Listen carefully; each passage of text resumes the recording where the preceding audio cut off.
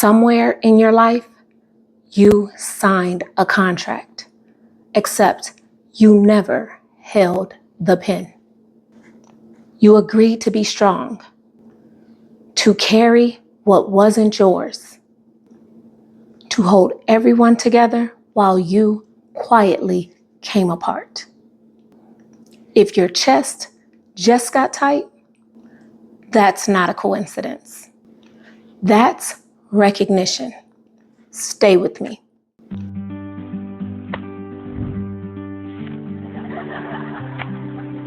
Welcome back to She Journeys in Purple. We're on a journey to wholeness, and wholeness isn't simply healing. Wholeness is becoming integrated. It's when what God created, what you believe, what you say, and how you live all walk in the same direction. Today, we're talking about something that quietly fractures that alignment. Invisible agreements. Contracts we sign without ever holding a pen.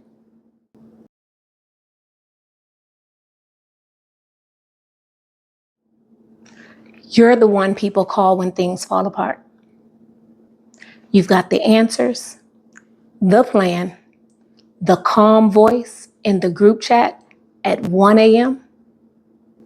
Somewhere along the way, you stopped asking, why is this my job? You just kept doing it. That's not strength. That's an invisible agreement. And you didn't consciously choose it. You absorbed it.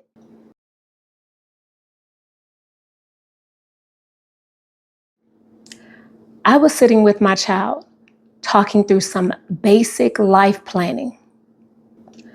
Nothing heavy on the surface, and it surfaced anyway. My child described a role they never remembered accepting. The one who holds everything together. The one who carries everyone's chaos, calling it loyalty. And this isn't just a story about a child and their friends. It's the daughter who became the peacekeeper for her whole household while suffering in silence.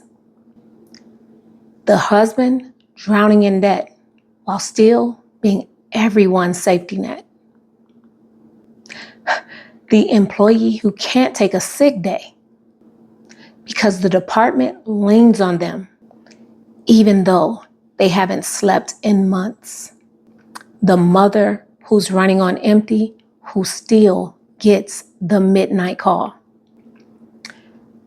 Different rooms, different conditions, same invisible agreements. It's not just the ones who look like they have it all together. It's the ones who's running on empty who agreed to always be needed. Even when they themselves needed help and never received it. You believed that was just who you were. It's not who you are. It's an agreement you made without ever knowing you made it.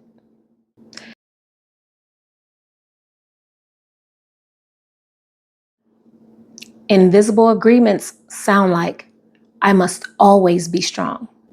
Everyone else's needs comes first. If I disappoint people, I'll lose them. My value comes from what I do. Every one of those creates a split between who God says you are and who you've learned to become. That split is the opposite of wholeness. Wholeness is alignment. And invisible agreements break the agreement between you and your own identity before they ever break anything else.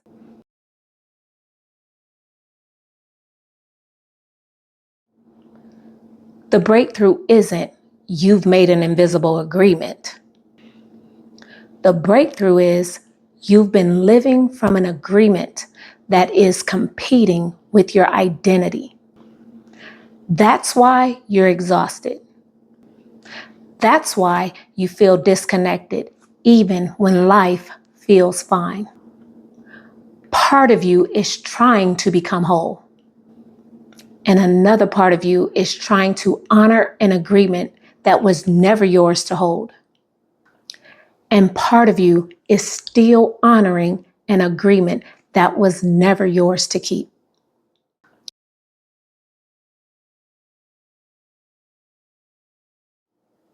This didn't start with my child. This started from something he unconsciously adopted from how he was raised. Not because anyone meant to harm him, but because a disconnect positioned him to engage life this way, without realizing the battle in front of him was never his to fight. So I gave him this. Showing up for someone is not the same as being accountable for their outcome. You can show up in a way that costs you nothing of your own becoming. When you show up for someone, you're planting a seed, not controlling the harvest.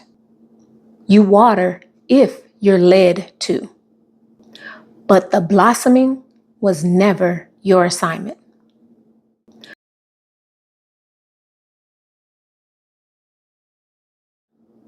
In chapter 2 of The Unconscious One, I talk about becoming aware of the unconscious patterns that shape our lives.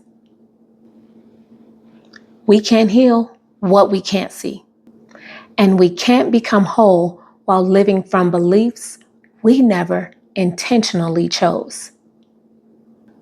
Romans 12:2 says it plainly. Conforming is what an invisible agreement asks of you. Transformation asks you to renew your mind about what you actually owe people and what you don't.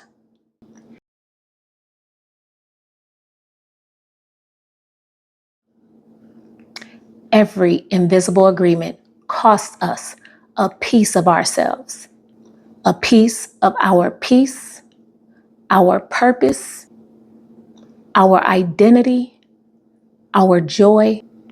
Over time, we wonder why we feel fragmented, disconnected, exhausted.